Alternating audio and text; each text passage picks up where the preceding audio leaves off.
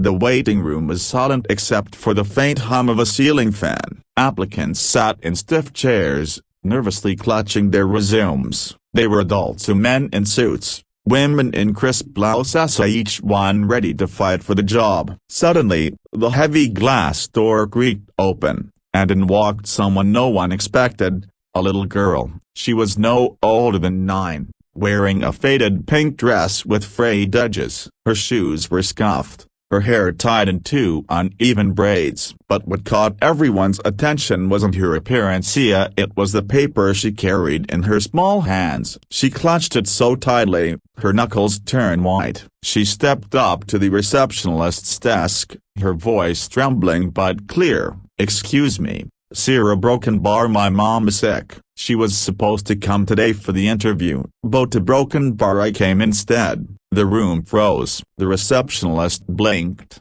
confused, glancing at the adults waiting in line. Someone chuckled nervously, thinking it was a prank. But the little girl's eyes, big, brown, and filled with courage, didn't waver. That was the beginning of a story no one in that building would ever forget. Her name was Emily. She lived with her mother, Sarah, in a tiny apartment at the edge of town. Life had never been easy for them. Sarah worked 2 jobs, cleaning houses by day and waiting tables by night, just to keep food on the table. Emily's father had left years ago, leaving behind nothing but broken promises and unpaid bills. Still, Sarah never complained. She would come home late, exhausted, but she always smiled at Emily. She'd kiss her forehead and say, "We may not have much, baby girl, but we have each other, and that's enough." Emily believed her. But one evening, Sarah collapsed in the kitchen while preparing dinner. Her hands shook, her breathing shallow. The doctor at the free clinic confirmed what she had been hiding. She was seriously ill, her body too weak from years of stress and untreated illness. She needed real rest or she wouldn't survive. The problem was, Sarah couldn't afford to stop working. Rent was due, bills piled up on the counter, and now, she had an interview for a job that could change their lives, a steady office job with benefits. For once, there was hope. But that morning, Sarah couldn't get out of bed. Her body trembled, her voice barely a whisper. Tears welled in her eyes as she told Emily, "I can't go. I'll lose the chance. What will we do?" Emily looked at her mother, fragile and broken, and something inside her ignited. She remembered all the times her mother had sacrificed for her, skipping meals so Emily could eat, patching her worn-out clothes instead of buying new ones, staying up late to help with homework despite working double shifts.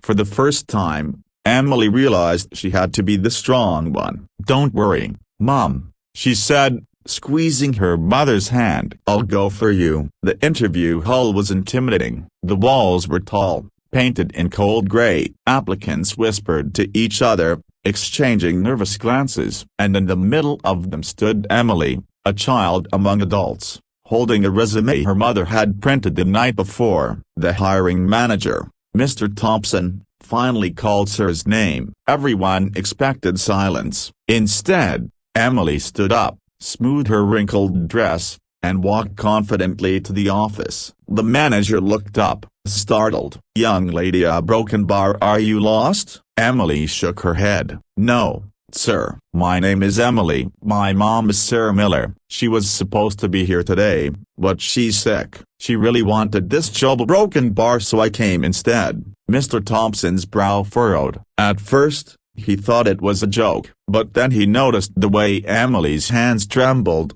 the way her eyes held back tears. She wasn't here to play. She was here out of love. "And what makes you think," he asked gently, "that you can sit in for your mother?" Emily swallowed hard. "Because I know her better than anyone. I know how hard she works. I know how much she sacrifices, and I know she deserves this chance. Please, Sarah Broken Bar, if you give me just a few minutes, I'll tell you why she's the best person for this job." What happened next was extraordinary. Emily began describing her mother, not with fancy words, but with stories. She told him how Sarah woke up at dawn every day to clean other people's homes before sending Emily to school, how she stayed up late at night waiting tables, always smiling at customers no matter how tired she was. She never gives up, Emily said, her voice breaking. Even when she's sick, she still tries. She tells me, "Hey Emily, we don't quit, we keep going, no matter what. That's why I'm here, because she taught me to be brave. And if you give her this job, she won't just work harder, she'll give you everything she has." Silence filled the room. The manager leaned back in his chair, moved by the sincerity in her voice. Outside the office, other staff members had gathered by the glass wall, listening in disbelief. This wasn't a typical interview anymore. It was a child fighting for her mother's future. But challenges didn't end there. When Mr. Thompson visited Sarah at home to verify the story, he saw the harsh reality: unpaid bills stacked high, medicine bottles empty, a frail woman who could barely stand but still smiled warmly, embarrassed by her daughter's boldness.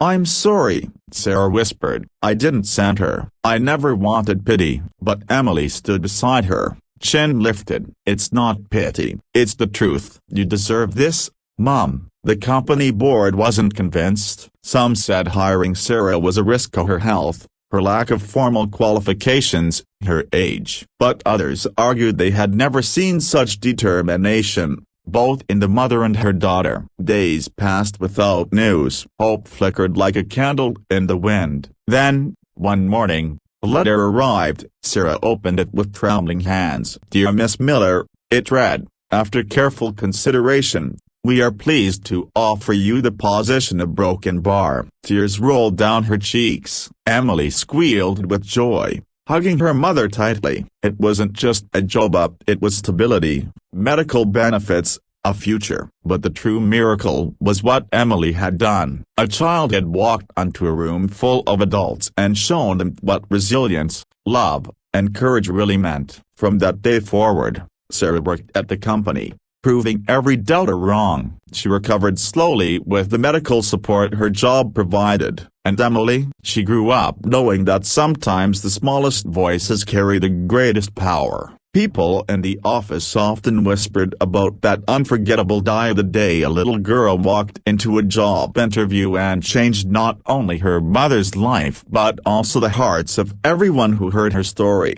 Years later, when Emily was grown and standing at her own graduation, she looked at her mother in the audience, strong and smiling, and remembered that day. She whispered to herself, "Mom's sick, so I came instead." Those words had once sounded like desperation. Now, they were a reminder that love could move mountains, that courage could open doors no one believed possible. Because sometimes, the greatest job interview doesn't happen with degrees or polished resumes. It happens when love walks into the room. Inspiring message for the end of the video. Never underestimate the power of love and courage. Even in the darkest moments, a single act of bravery can change everything. And sometimes, the most powerful voices come from those the world least expects.